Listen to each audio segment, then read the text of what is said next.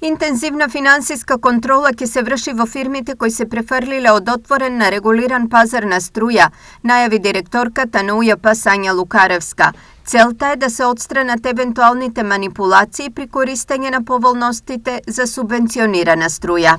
Направивме координиран состанок со финансовата полиција и со представници од РКЕ. Пазарната инспекција не беше присутна затоа што мислам дека директорката беше на службен пат. Во делот на постапувањето, финансовата полиција со своји екипи излезена на терен, има дел од тие компании кои што се на списокот, мислам дека се направени контроли по нивните утврдени наоди, тогаш веќе ќе имаме можност ние да постапуваме во моментот. Законот за енергетика е оној по кој што треба да се постапува и од страна на Министерството за економија и од страна на РКЕ. Борбата со сивата економија не е само обврска на УЈП, посочи првиот даночник во државата. Таа е заедничка координација со останатите релевантни институции.